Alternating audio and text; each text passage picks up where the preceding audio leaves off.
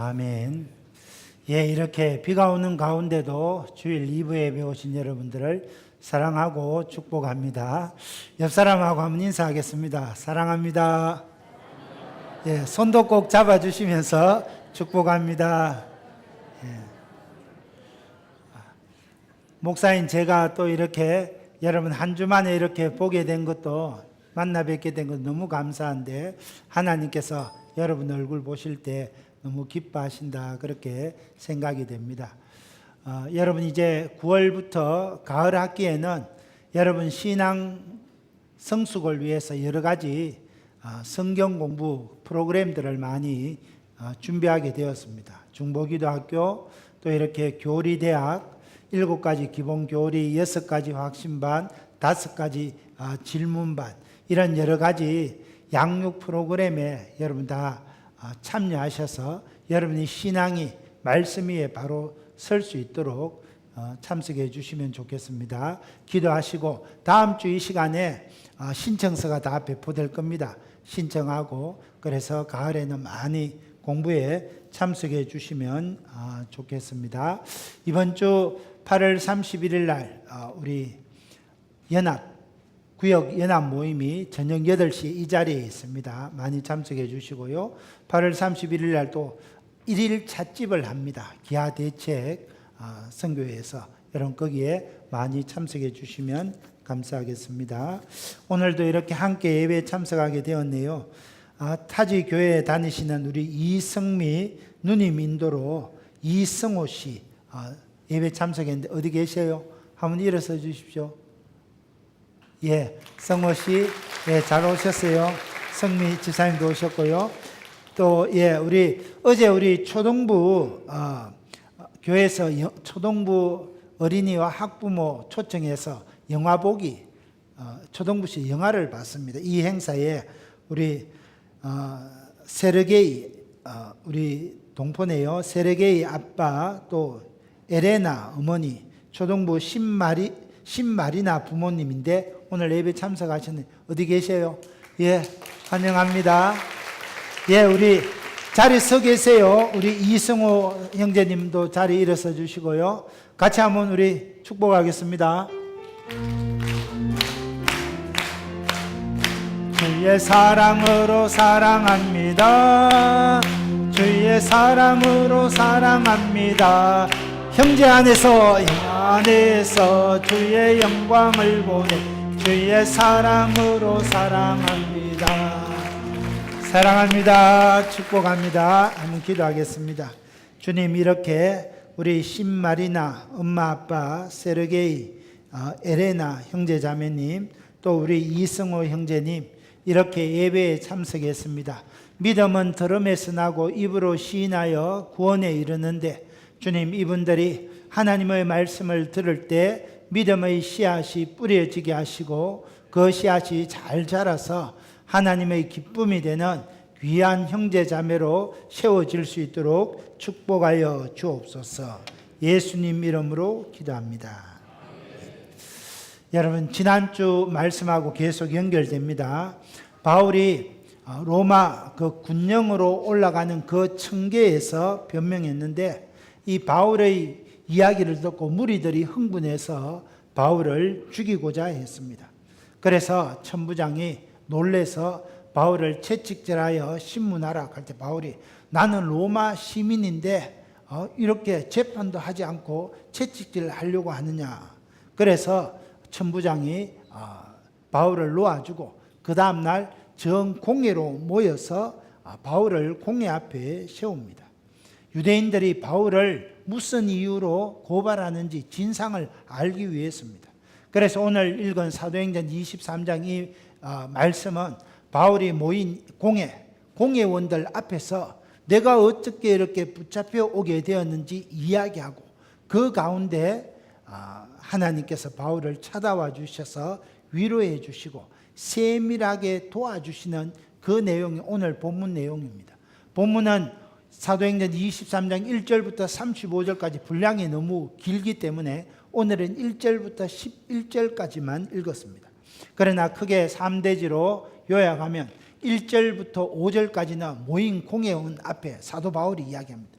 나는 범사에 내 양심을 따라 하나님을 섬겼기 때문에 나는 떳떳하다. 이것이 1절 5절입니다. 그리고 6절부터 11절까지는 심히 연약해진 그 바울을 찾아와 주셔서 우리 주님께서 바울을 위로해 주시고 격려해 주시는 내용입니다. 그리고 12절부터 35절까지는 바울이 무장한 군대의 호위를 받으면서 예루살렘에서 로마 총독이 거주하는 가이사랴에까지 무사히 호송되어져 가는 그런 내용입니다. 오늘 말씀을 통해서 가장 어려운 시련을 겪는 바울을 위로해 주시고 세밀하게 도와주시는 그 하나님을 저와 여러분이 만날 수 있게 되기를 예수님의 이름으로 축복합니다. 첫째, 범사의 양심을 따라 섬기는 사람을 하나님이 도와주십니다. 1절을 보십시오. 바울이 공회를 주목하여 이르되 여러분 형제들아 오늘까지 나는 범사의 양심을 따라 하나님을 섬겼노라. 바울은 지금 이튿날 자기를 재판하기 위해서 모인 이 공회원들 앞에서, 오늘날로 말하면 국회의원들 앞에서 딱 큰 소리로 여러분 형제들아 그렇게 이야기하는 겁니다.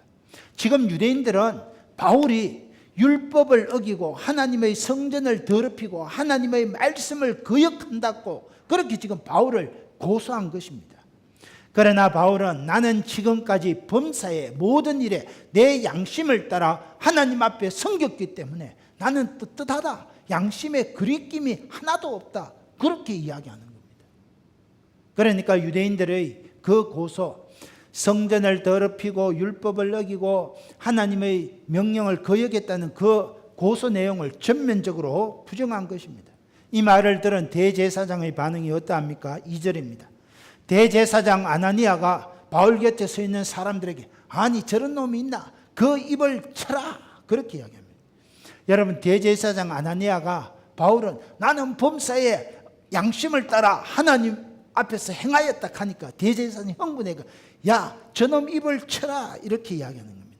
여러분, 그 당시 입을 친다는 것은 사람의 인격을 모독하는 겁니다.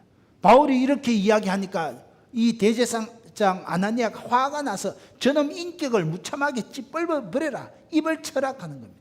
그래서 바울이 그 옆에 있는 사람들에게 입을 쳐 맞게 됩니다. 입을 맞은 후에 바울이 이야기합니다. 자기의 입을 치라고 한 사람에게 3절입니다. 회칠한 담이여 하나님이 너를 치시리로다.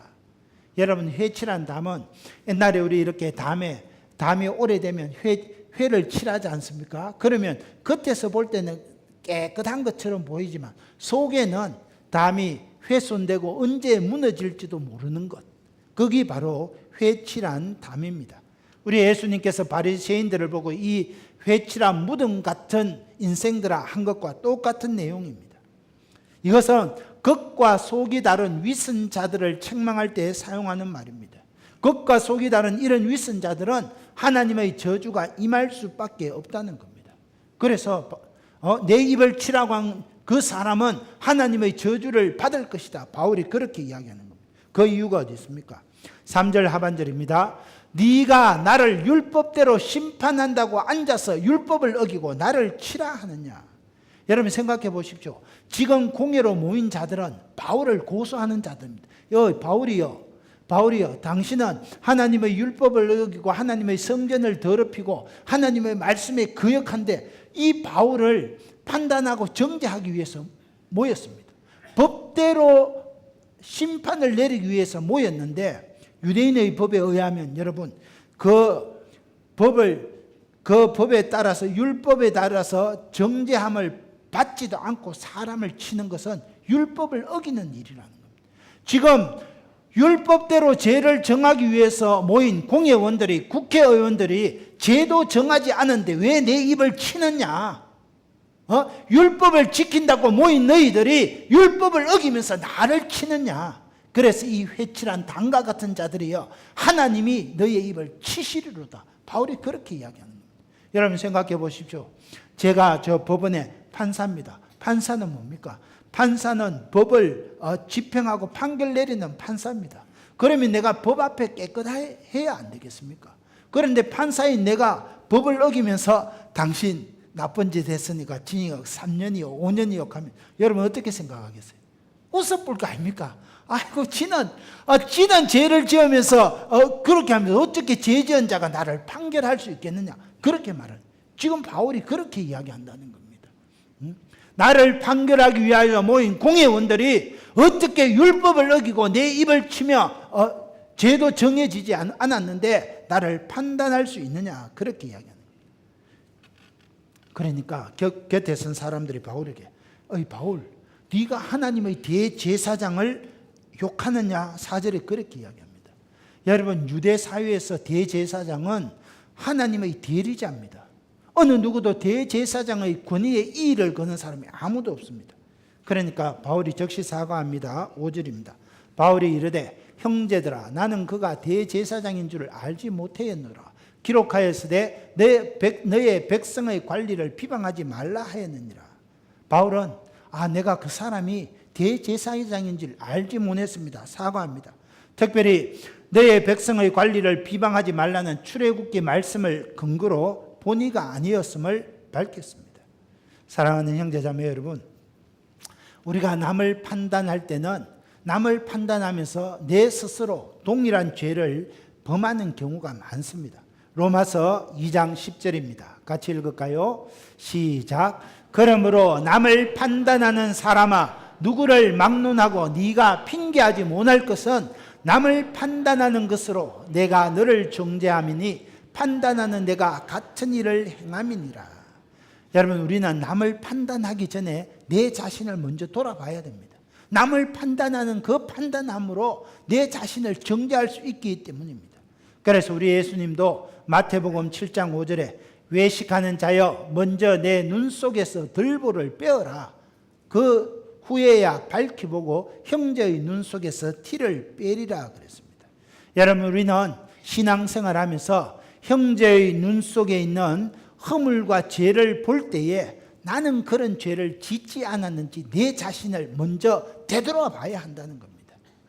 여러분, 이렇게 우리 청량제일교회 하나님의 은혜로 평생을 하나님을 모르고 살다가 그래 이제 천부의 의지 없어서 손들고 왔습니다. 하나님께 돌아온 새가족들이 많이 있습니다. 여러분, 우리 새가족들은 교회 안이 천국인 줄 압니다. 교회 가면 다 천사들인 줄 압니다. 그런데 처음엔 다 천사들인 줄 아는데 한 달이 지나고 세 달이 지나고 6개월이 딱 지나고 딱 보니까 밑에 이제 예배 끝나면 식사하잖아요. 식사하는데 어떤 사람은 저 뒤에서 어디 새치기 싹 하는 거예요.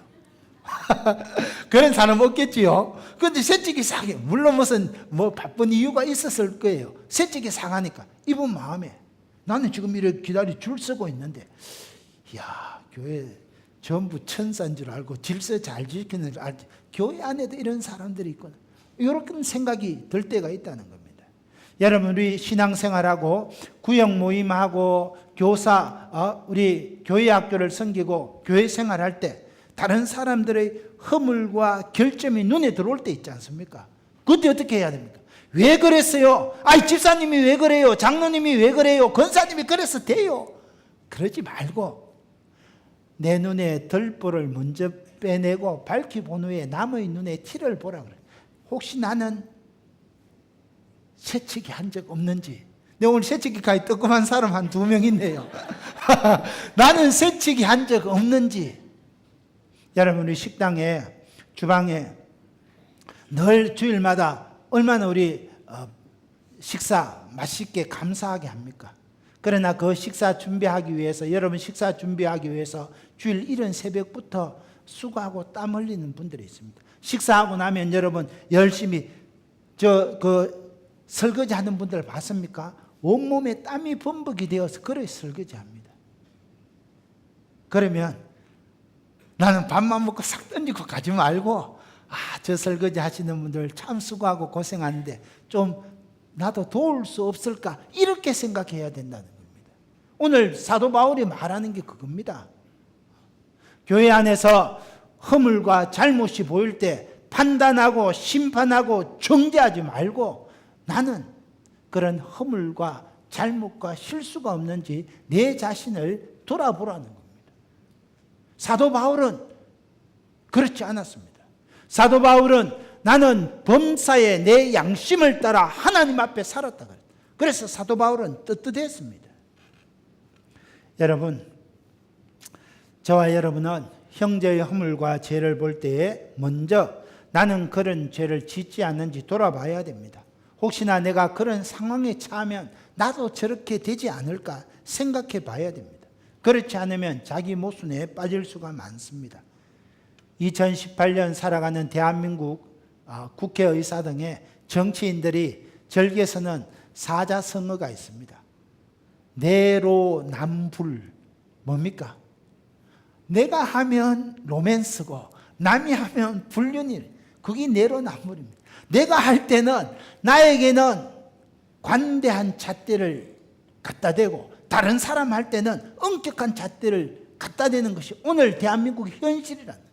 우리 성도들은 그래서는 안 된다는 거예요. 나에 대해서는 더욱더 엄격하게 하나님 앞에 빛과 소금이 되도록 내 자신을 비춰보고 다른 사람에 대했을 때는 사랑의 눈으로 사랑의 모습으로 대해주는 것, 그것이 오늘 성도된 저와 여러분의 삶의 태도가 되어야 한다는 겁니다. 오늘 이 시대의 사람들이 거짓과 위선에 빠지는 이유가 어디 있습니까? 범사의 양심을 따라 살지 않기 때문입니다. 바울은 범사의 양심을 따라 하나님 앞에 살았기 때문에 겉과 속이 같았습니다. 하나님과 사람 앞에 당당했습니다. 그러나 바울을 정죄하기 위해서 모인 여기 공회의원들은, 국회의원들은 하나님 앞에 양심을 따라 살지 못했습니다. 회칠한 담처럼 살았습니다. 기도할 때도 골방에 들어가 은밀히 계시는 그 하나님께 기도한 것이 아니라 내 거리에서 두 팔을 벌리고 나는 이렇게 기도합니다. 하나님 앞에 기도 오래 합니다. 여러분 나 좀 봐주세요. 그렇게 기도했습니다.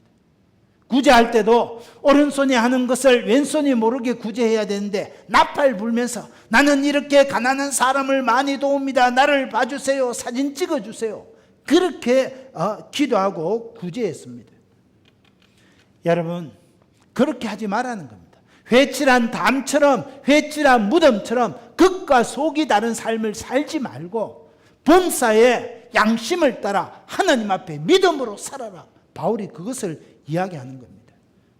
여러분 우리가 범사의 양심을 따라 하나님 앞에 살지 않으면 사람들 앞에 잘 보이기 위해서 거짓과 위선에 빠질 때가 많습니다. 하나님과 점점 멀어지게 되고 자기 모순에 빠집니다. 은밀히 세속적인 즐거움을 추구하게 됩니다. 겉은 경건해 보이는데 그 내면은 회칠한 무덤처럼 온갖 더러운 것들로 가득 차 있다는 겁니다. 오늘 거룩한 이 주일 2부 예배 시간에 첫째로 내 마음판에 새겨야 될 하나님의 메시지는 나는 범사의 양심을 따라 하나님 앞에 살고 있는가? 그걸 한번 물어봐야 된다는 겁니다. 여러분 이 잣대를 내 자신에게 엄격하게 갖다 대야 됩니다. 나는 모든 일에 내 양심을 따라 하나님과 사람 앞에 떳떳하냐? 여러분 떳떳해야 합니다. 그래야 이 땅에 빛과 소금이 되는 겁니다.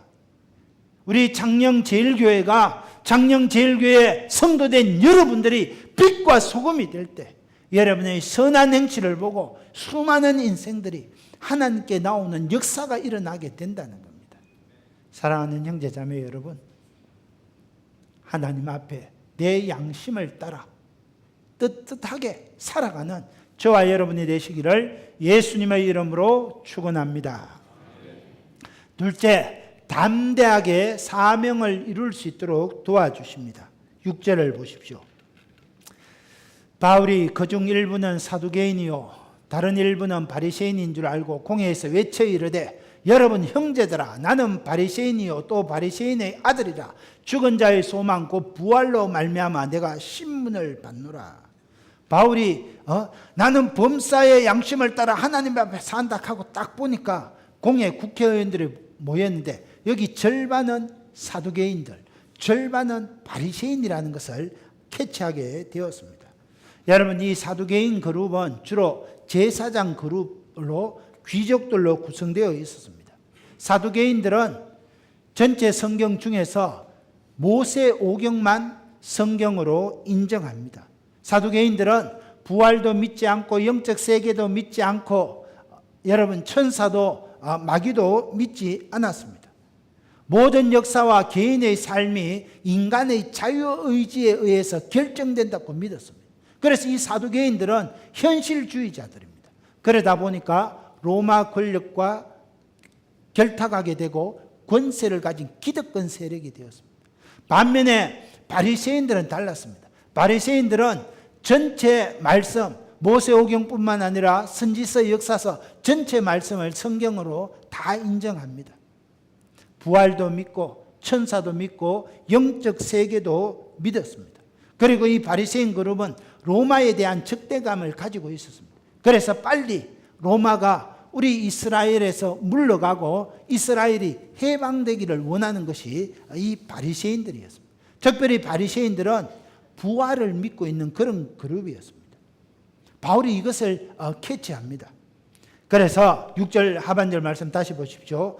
여러분 형제들아, 지금 여기 신문 받는 나 바울은 나는 바리새인이요 바리새인의 아들이라. 죽은 자의 소망 부활 때문에 내가 신문 받는다. 여러분, 바울은 자기를 소개할 때 바리새인, 실제로 사도 바울은 바리새인입니다.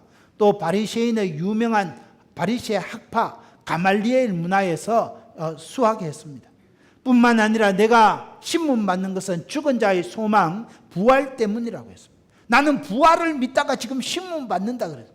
이거 거짓말이 아닙니다. 바울이 전하는 복음의 핵심 메시지가 우리 예수님이 우리 죄를 용서하시기 위하여 십자가에 죽으시고 성경대로 사흘 만에 다시 살아나신 거, 부활하셨다. 나사렛 예수께서 부활하셨다. 그게 사도 바울의 핵심 메시지입니다. 나는 그래 부활을 전가하다가 이렇게 잡혔다 이렇게 이야기합니다. 여러분, 그러니까 여기 공회 안에 어떻게 되겠습니까? 갑자기 공회가 술렁거리더니 사두개인파하고 바리새인파하고 큰 분쟁이 일어납니다. 7절을 보십시오. 7절 8절. 그 말을 한즉 바리새인과 사두개인 사이에 다툼이 생겨 무리가 나누어지니 이는 사두개인은 부활도 없고 천사도 없고 영도 없다 하고 바리새인은 다 있다 함이라. 부활도 없고 천사도 없고 영도 없다 하는 사두개파와 부활이 있고 천사도 있고 영도 있다 하는 바리새파 사이에 교리 논쟁이 벌어지게 된 겁니다. 여러분, 이 교리 논쟁은 하루 이틀 사이에 이루어진 것이 아니라 수백 년 지속되어 온 내용입니다. 이 교리 논쟁에 신문 밖에 나온 바울이 기름을 부은 것입니다. 그러니까 공회원들 사이에 큰 다툼이 일어납니다. 그런데 그러다 보니까 이 바리새파 중에 바울을 두둔하는 사람들이 일어납니다. 9절 하반절에 보니까 우리가 이 사람 바울을 보니 악한 것이 하나도 없도다. 천사가 나타나서 바울에게 그렇게 말했다 하면 천사가 이야기했는데 우리는 천사를 믿는데 우리가 어떻게 그를 신문하겠느냐. 바울을 두둔하는 사람들이 나타난 겁니다.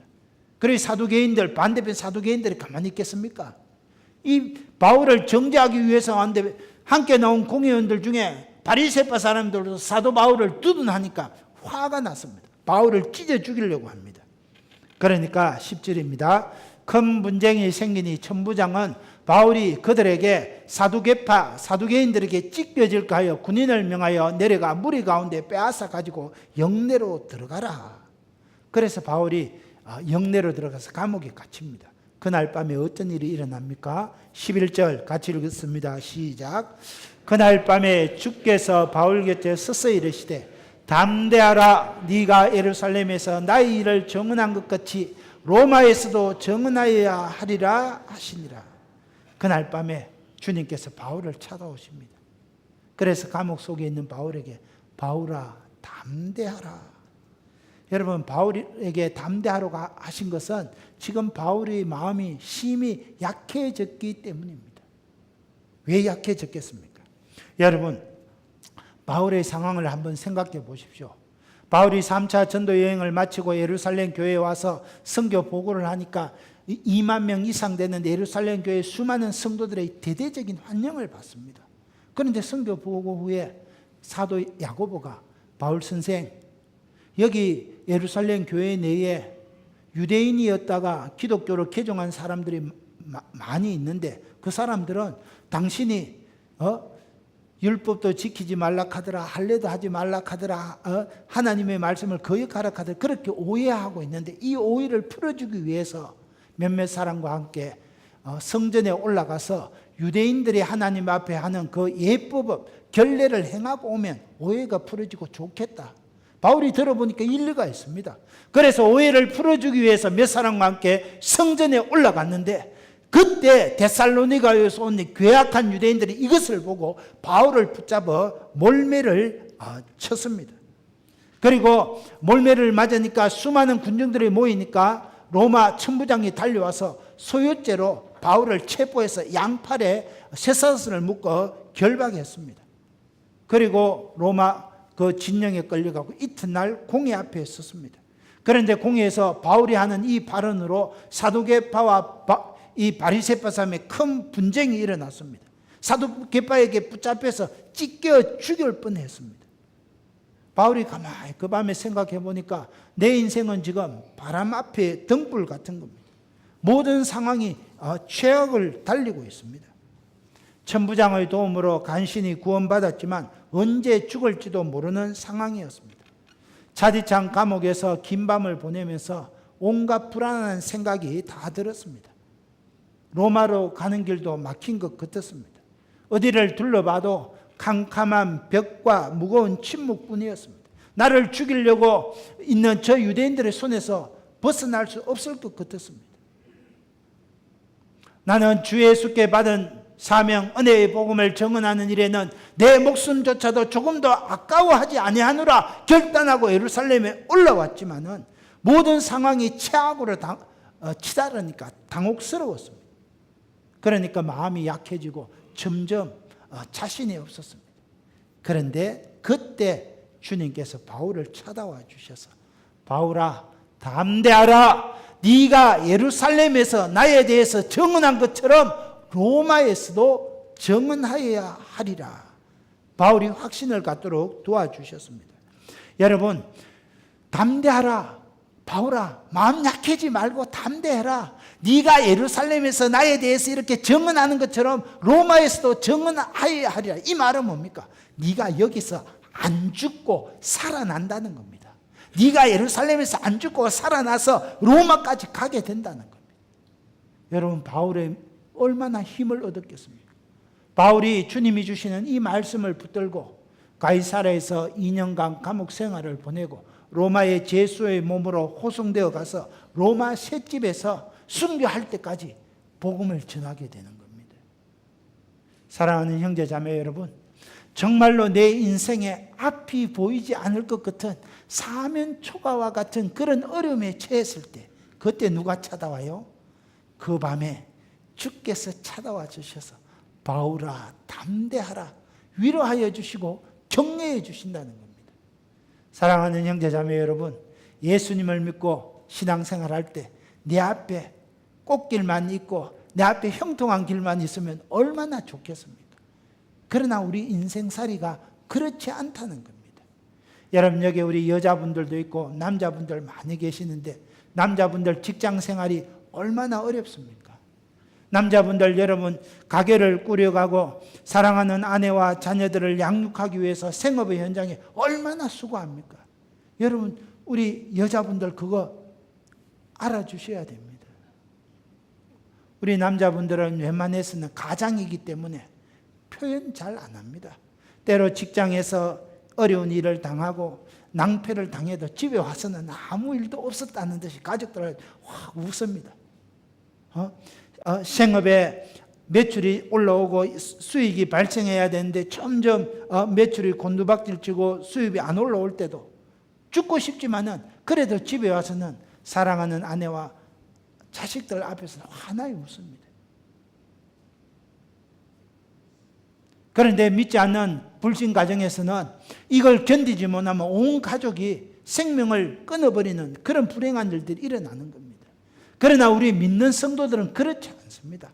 힘들고 어렵지만 그때 그 밤중에 주께서 찾아와 주셔서 바울아 담대하라, 네가 예루살렘에서 나에 대해서 증언하는 것처럼 로마에서도 그래 해야 하리라.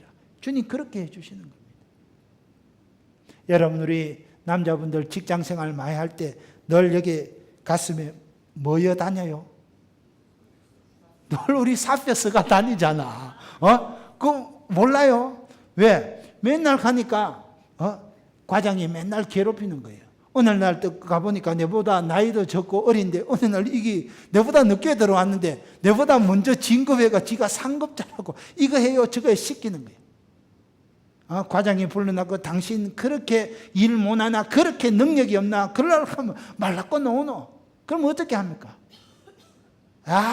과장 맥살 한번 쥐고 빼대기 쳐보고 싹 던져보고 나가보고 싶죠. 그런 속은 그렇지만은 화장실에 와서 눈물 흘리고 이거 하고 왜? 사표 내고 나가보면 당장 아들 마누라 다 굶어 죽잖아요. 그래서 눈물 멈추고 다시 그래서 사표 내려고 하다가 사표 하루에도 사표 수십 장씩 꺼냈다 이랬대. 그래 직장 생활하는 겁니다. 우리 아내된 분들은 남편들 그 어깨에 있는 그 무거운 짐들을 여러분 이해해 줘야 됩니다. 남편에게 잘해야 됩니다, 여러분. 따라 하십시오. 남편에게 잘합시다.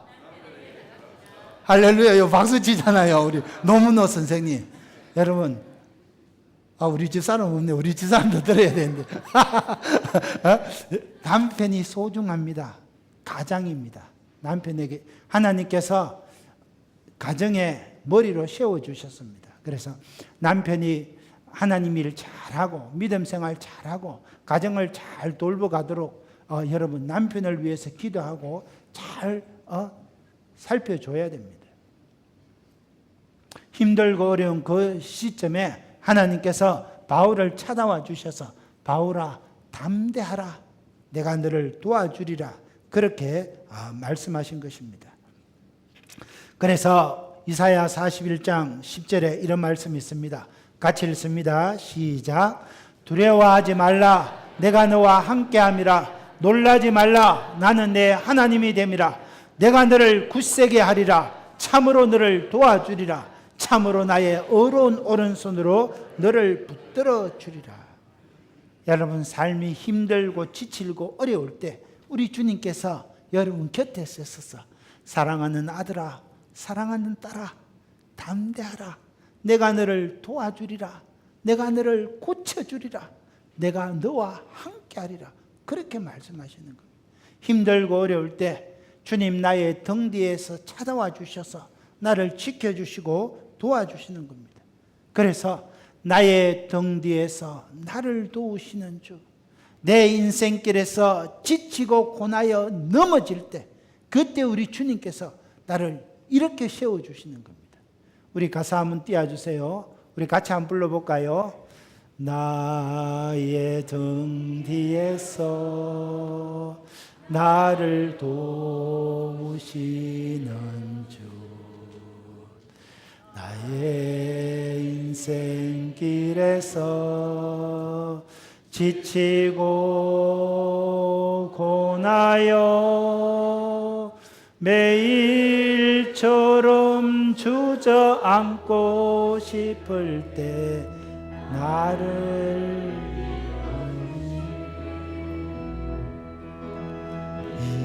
일어나 걸어라 내가 새 힘을 주리 주여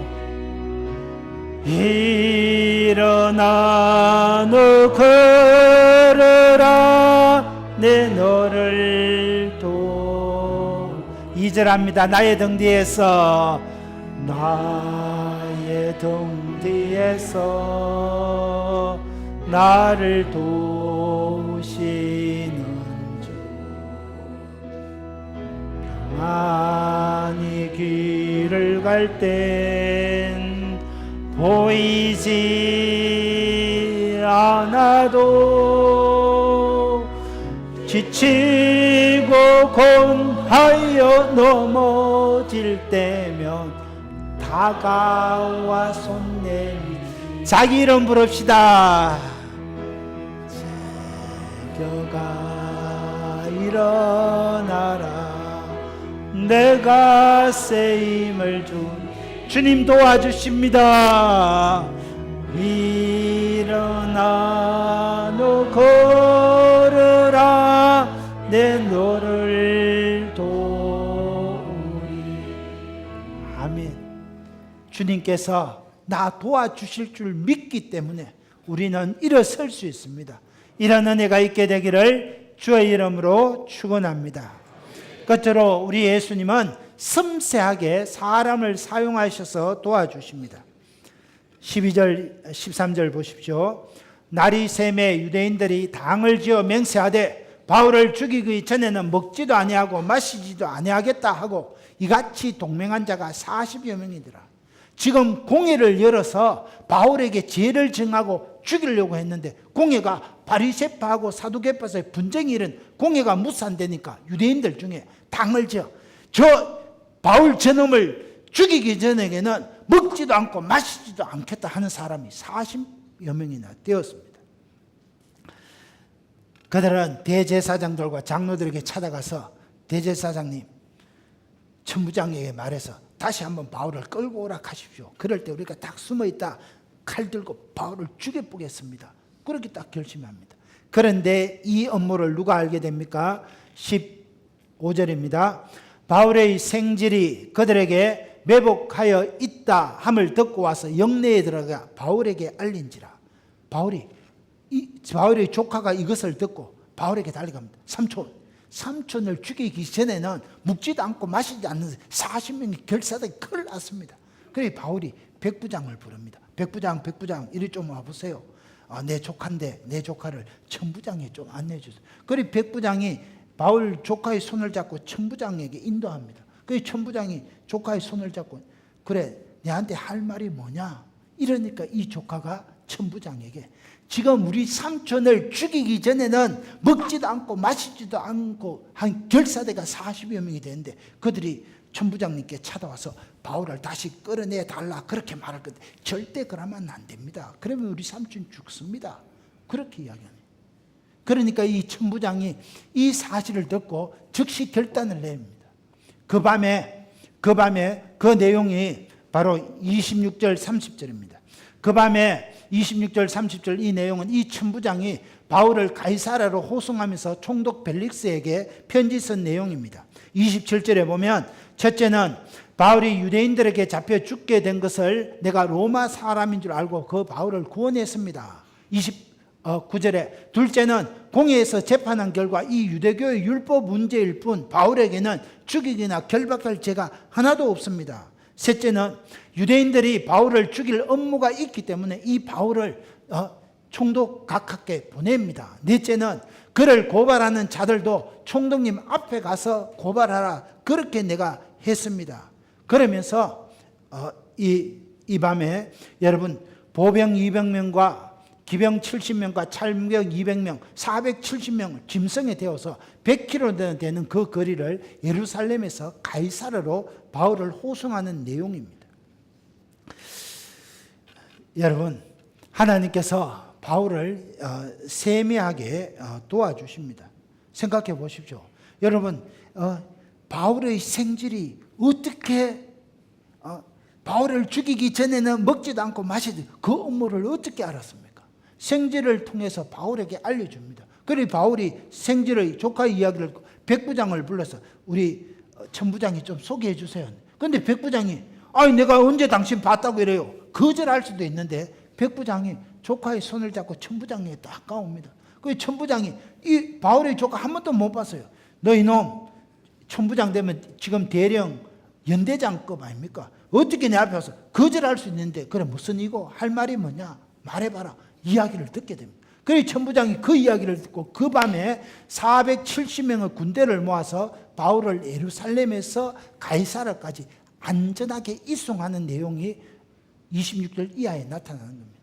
사랑하는 형제 자매 여러분, 담대하라. 네가 예루살렘에서 나에 대해 증언한 것처럼 로마에서도 증언하여 되리라. 그렇게 말씀하시고 세밀하게 백부장을 통해서 조카를 통해서 천부장을 통해서 로마 군대를 통해서 하나님께서 바울을 도와주시는 내용을 볼 수 있다는 겁니다. 사랑하는 형제 자매 여러분, 하나님은 여러분 한 사람 한 사람 사랑하시고 여러분의 처지와 형편이 어떤 줄 다 알고 계십니다. 그리고 생각지도 못한 사람들을 보내서 여러분을 도와주신다는 겁니다. 여러분 이거 보십시오. 백부장, 천부장, 생각지도 못한 사람 아니, 유대인도 아니고 이방인입니다. 그런데 그 사람들을 통해서 바울이 무사하게 가이사랴로 이동되는 겁니다.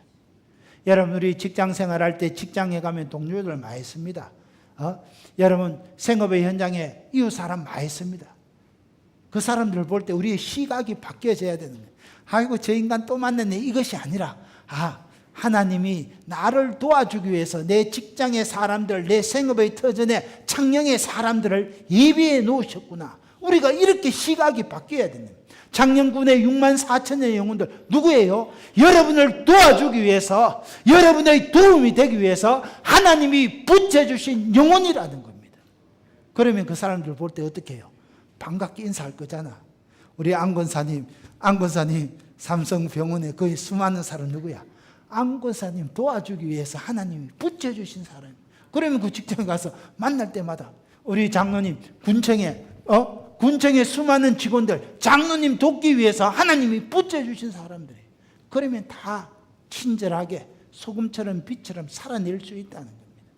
사랑하는 형제 자매 여러분, 이처럼 우리 하나님은 섬세하게 여러분의 인생길을 인도해 주시고 도와주시는 분입니다. 그 하나님을 믿고 믿음으로 살아 이번 한 주도 승리할 수 있기를 예수님의 이름으로 축원합니다. 이 말씀 생각하면서 우리 한번 주여를 청하며 기도합니다. 주여! 하나님 아버지, 사도행전 23장 말씀을 허락하여 주시고 나도 양심을 따라 하나님 앞에 범사에 살아가고 있는지 내 자신을 되돌아봅니다. 회칠한 담처럼 위선과 거짓 속에 살아가는 것들이 있다면 주님 앞에 고백하고 회개케 하여 주옵소서. 하나님 아버지, 힘들고 지쳐 낙심될 때 내가 너를 도와주리라, 내가 너를 고쳐주리라, 나의 어려운 오른손으로 너를 붙들어 주리라 주님 약속하여 주시고 우리를 찾아와 주실 줄 믿습니다. 뿐만 아니라 세밀하게 하나님 아버지 생각지도 않은 사람들을 보내주셔서 도와주시고 인도하여 가시는 하나님의 합력하여 선을 이루는 손길을 기억합니다. 사랑하는 하나님 아버지, 우리 모든 성도들의 앞날에 이런 은혜가 있게 하여 주시고 믿음으로 살아 범사의 양심을 따라 하나님 앞에 떳떳하게 담대하게 살아가는 우리 모두가 다 되게 하여 주옵소서. 예수님 이름으로 기도합니다. 아멘.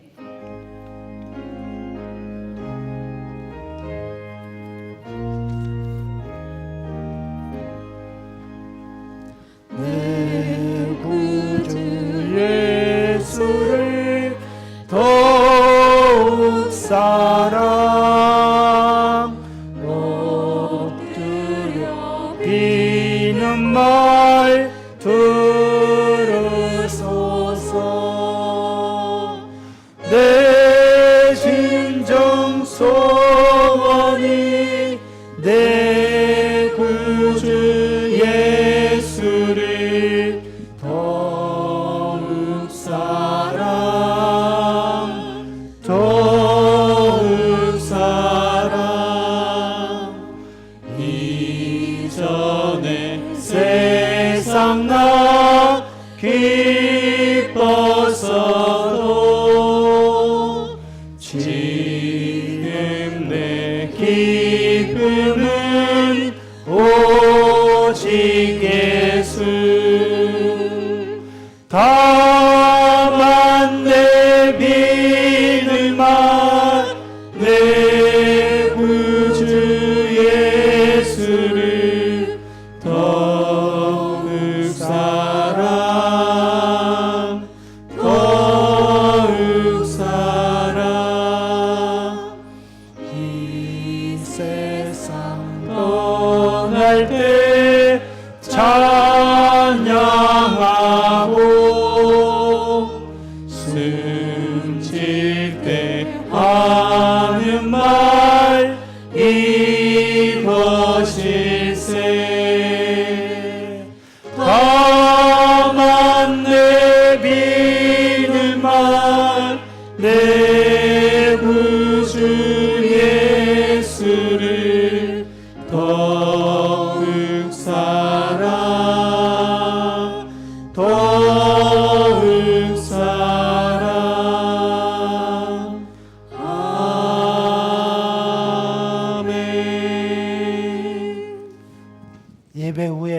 분도 빠짐없이 다 식사하시고 돌아가시면 좋겠습니다. 식사 준비하시는 분들 보면 수고 많습니다. 인사해 주시고요. 오늘 처음 오신 분들은 바로 가지 마시고 한 층만 올라오면 목양실이 있습니다. 저를 만나고 차 한잔 하시고 가시면 좋겠습니다. 하나님께서 오늘도 귀한 11조 헌금, 성교 헌금, 장학 헌금, 빌립 세소식반 헌금 주심을 감사드립니다. 주일 헌금 주심도 감사합니다. 생일 감사 박기영 드렸습니다. 하나님 감사합니다. 김마리, 범사에 감사, 강정희, 임학식, 무명으로, 성효영, 황간웅, 군생활 무사히 잘하고 휴가 나온 것 감사합니다.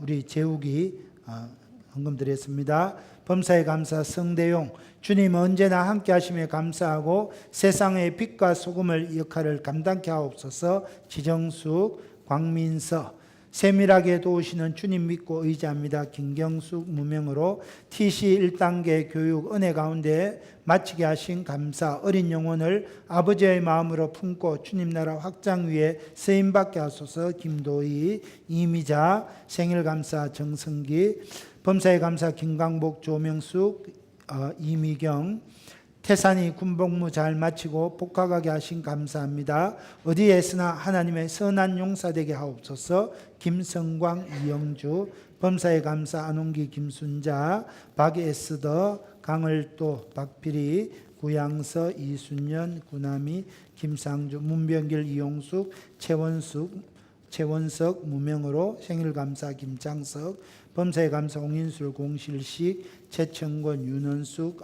하강호, 김영자, 무명으로 서빌립. 한 주간 우리 가정 돌보심을 감사 김홍영, 장선미, 이재격, 베푸신 은혜 감사 문영랑, 함께 하신 하나님 감사 이승미, 홍성훈, 박수경 드렸습니다.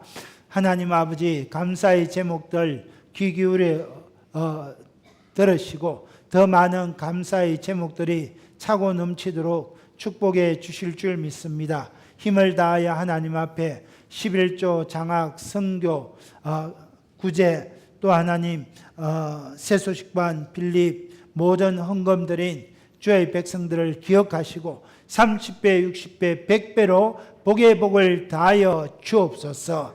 마음은 원이로제 연약하여 드리지 못한 형제들 긍휼히 여겨주시고 하늘의 신령한 복과 땅의 기름진 복으로 축복하여 주옵소서. 예수님 이름으로 기도합니다.